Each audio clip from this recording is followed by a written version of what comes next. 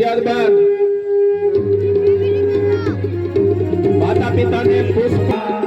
માતા પિતા પણ પોતાના બાળકને કુમકુમથી ચાંદલો કરશે.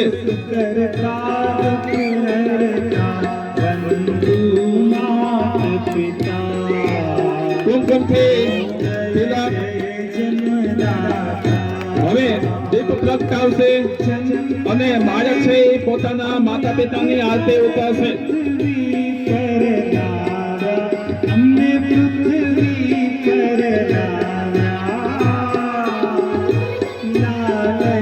હવે આરતી ઉતારશે.